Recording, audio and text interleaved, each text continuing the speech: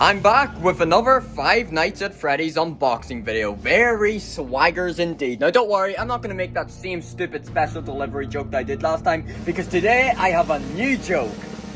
Lean trap. So, if you've been checking out my review videos in the past couple of weeks, you'll know that slowly but surely I've been getting every single one of the new FNAF AR action figures. These even include the exclusive action figures Shamrock Freddy and Livewire Toy Freddy, which haven't released outside of Europe yet. And of course, I've also been getting my way through all of the non-exclusives. And today, some new folks are in town, and those are the last two of the non-exclusive set, that being VR Toy Freddy and Toxic Springtrap. Lean Trap? And I know for a fact that these are my FNAF AR action figures and not something else I've ordered due to that very obvious Funko logo that's been slapped onto that box, so cool beans. And what's even more exciting is that once I open this box and get VR Toy Freddy and Toxic Springtrap, I'll have the entire set of new FNAF AR action figures, excluding Liberty Chica because that figure isn't even out yet. I know I've tried jinxing it in my other videos by saying I'm the first to get this figure, I'm the first to get Shamrock Freddy and stuff, and I always was beaten, but I think I'm pretty safe to say that possibly this time around I may be the first person to post a video of every single one of the FNAF AR action figures. So without further ado, let's cut into this because we have some new wonders to be unlocked. I don't know which one I'm more excited for actually. You know, I love me Toy Freddy indeedy, but Springtrap, Toxic Springtrap, is also pretty poggers, so we're just gonna straight into it, and I'll make a judgment at the end. I am beyond ready to become a completionist of this wave, for now, until Liberty Chica drops, and maybe Firework Freddy as well, huh? I mean, they skipped that one out, and I really hope that they go back and fill in that blank, because apart from that, they've made every other skin up to Liberty Chica, except for the baby, which makes total sense, I guess. Let's see. What do we got? Oh, they're both in the one bag. Or the one wrapping. They've been befriending each other. Oh, there he is. There's the Lean Trap. I'm gonna stop with that. I'm sure that's very unfunny at this point. I'm sure you've heard God knows how many other people make that joke. But here's Toxic Springtrap. And the other one, VR Toy Freddy. The grand set has been complete. So this box is pretty much worthless to me. Oh, hey. This again. Funko really likes promoting this Marvel Battle World thingy, huh? They've sent me 2 or 3 of these now. Okay, now before I show the entire set in all of its glory, let's just throw all these ones away and take a look at the 2 brand new additions. Come to look at things, this is a very purple themed setup right here. Look at this, all the figures are purple, the background is purple, and that means absolutely nothing at all, you know? Purple definitely doesn't have any strong connotations to serial killers in the FNAF series, absolutely not, that's ridiculous. Okay, so firstly, let's take a look at what I would say is the better of the 2, VR Toy Freddy.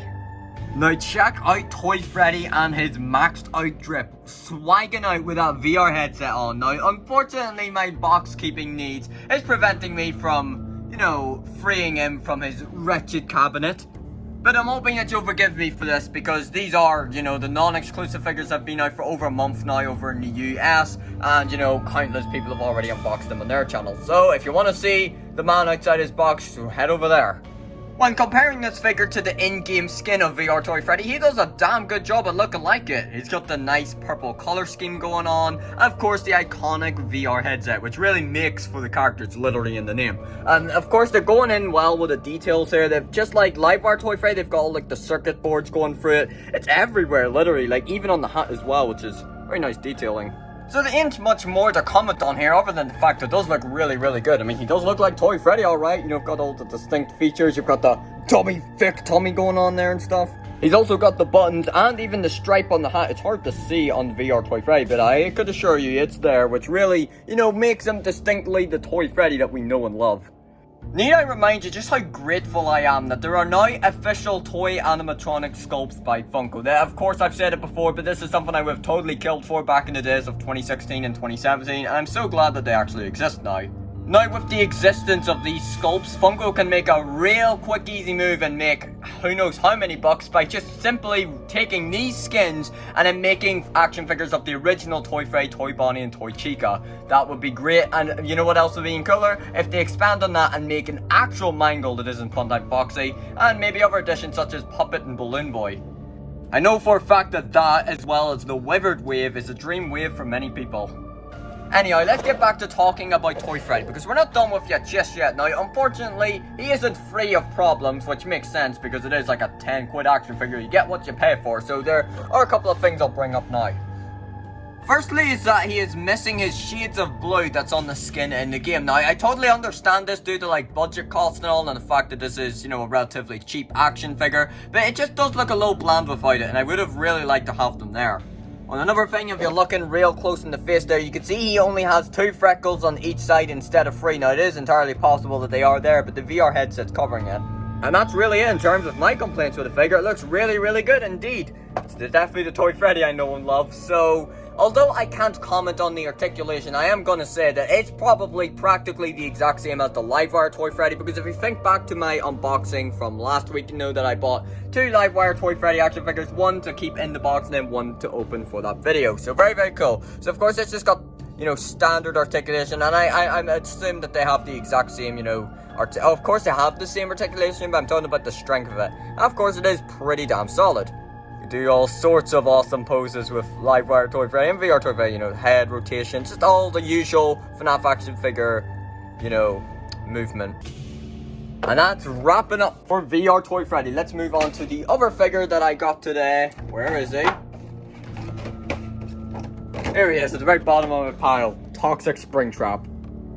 Again, Toxic Springtrap looks like a pretty good figure. Now, not quite as good in my opinion as VR Toy Freddy, and I'll get to that in a moment. But looking at it, it does look really good, and I'm very impressed with the amount of detailing on it. Like, take a look here, look at all of this you have all around it, just like Toxic Springtrap. I really, really like that.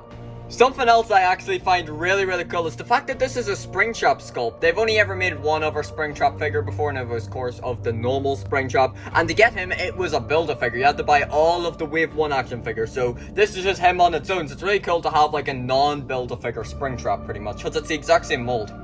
And yeah, I do think he does do Toxic Springtrap some pretty good justice. Of course, there are some issues which I will get to in a moment, but on first glance and taking a look at it, it's really good. And I do like all of the detailing around the hands and the stomach and all that, you know what I mean. But unfortunately, there are some very, very obvious to see problems which could have so easily been avoided.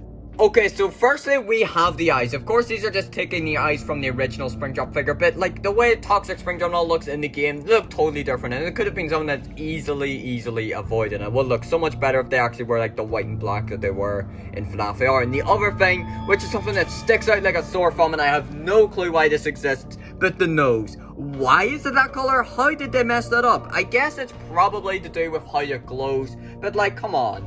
If it's gonna totally go against the actual color of it, what's the point? Because you're really, like, you're never really gonna see him glowing anyways, because you'll only see it glowing at nighttime, and like, the main important thing is seeing them in the daytime, so I really don't get this. And the other thing is, you know, of course it is a glow-in-the-dark figure. I do think the ears are a little strange. Of course it's translucent so that it glows. Same with the hands. But I just think, you know, like, there was no reason for this wave to be glow-in-the-dark. It's just a cool feature it has. But in some occasions, such as Toxic Springtrap's ears and hands, I think it would have been cooler if it wasn't glow-in-the-dark, to be honest. But yeah, that's all I've got to say about Toxic Springtrap. Still a pretty good figure. And now for the grand moment. The entire set has been complete for now. I say so because of course Liberty Chica is still out there lurking, yet to release. But here we've got the entire set consisting of the 5 non-exclusive figures and the 2 exclusives, that being the Walmart exclusive Shamrock Freddy and Livewire Toy Freddy. Overall, this is a really good wave, and I really like it. Some really good elements to this wave, such as the glow-in-the-dark feature, which was something they totally didn't need to do, and the fact that they glow better than some of the waves that only exist for the sole purpose of glowing, such as the glow-in-the-dark Pizzeria Simulator figure. So the fact that these actually glow better than those is really surprising.